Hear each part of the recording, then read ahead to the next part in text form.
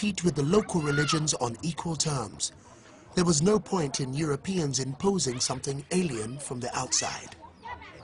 Anyway, all this talk about bringing Christianity to the Dark Continent was false. It had already been here 1,000 years before the first missionary arrived. The true Christianity arrived in Africa 2,500 miles away on the other coast.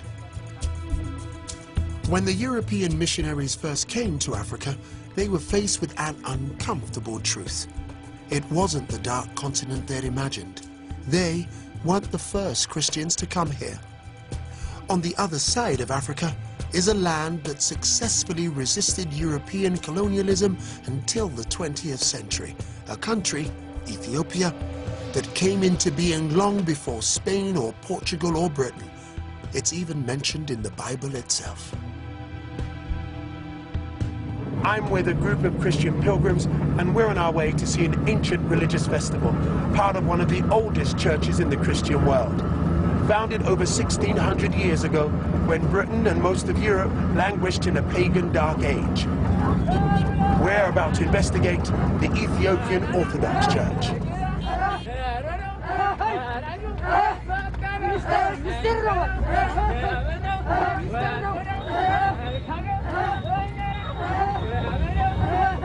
Here at Lalibela, in the Ethiopian highlands, is one of the most extraordinary religious sites in the world. Carved out of the rock itself, they call it the Jerusalem of Africa. Oh wow, that's incredible. If not slightly dangerous. Oh my days. Look at that. It's a whole underground city. It's like, wow. How old did you say this is? Over 800 years ago. It was excavated at the end of the 12th century. My word. This should be one of the wonders of the world, shouldn't it? This isn't an uncivilized people that have to have their religion or someone else's religion thrust upon them. This is a structure to celebrate their own expression. This is their own expression of Christ.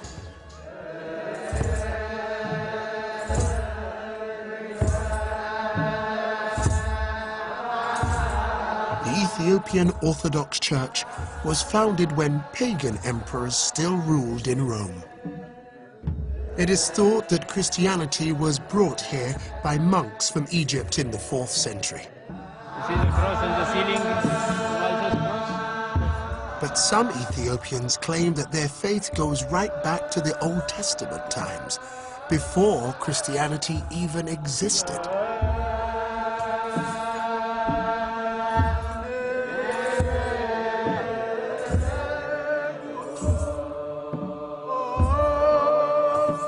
The Ethiopians even have their own ancient manuscript tradition, with perhaps the first ever African alphabet.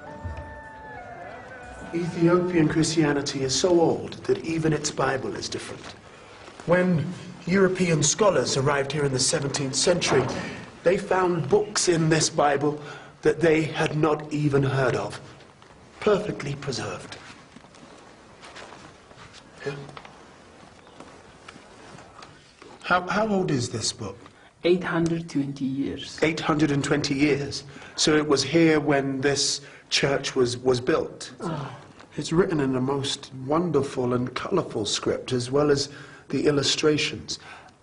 How long did it take to write this Bible? It takes about 8 years.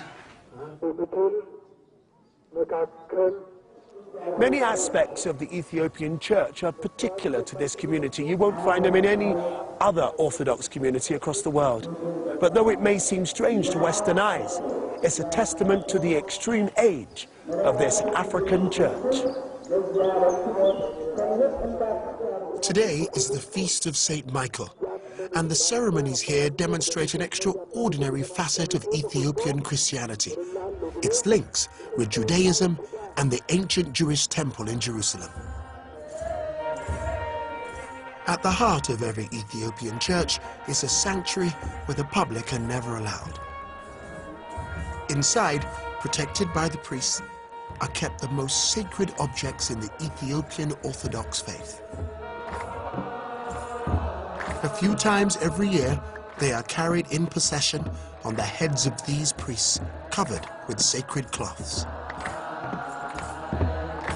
They are inscribed blocks of wood, replicas of the tablets of stone brought down by Moses from Mount Sinai as told in the Jewish Old Testament.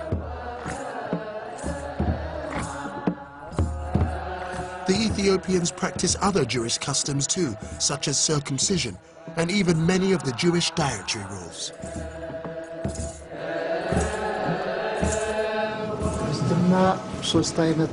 Our religion stands on three foundations. The first is the command of the Holy Spirit. The second is the law of the Old Testament. And the third is the new law of the New Testament. Lalibela is not only famous amongst modern Ethiopians, but among people around the world. It's the pride of our people, and as you have witnessed it, you'll be able to tell the story better than we can. It is a really holy day here. People have walked for miles, for months, just to get here so that they can see the tablets, even though they're covered, just to see the bishops, just to be blessed on this day, to kiss the walls of the churches. It really is a very significant and moving spiritual day. Seeing a church as ancient and as African as this has been a truly liberating experience for me too. When my ancestors were enslaved by the British, they had their freedom, their identity, their religion, their names ripped from them. I was born with the surname Roberts, that of the last slave master to own someone in my family. When I discovered this, I decided to trace my ancestry back to Ghana and reclaimed an ancestral name, Kwame Kweyama.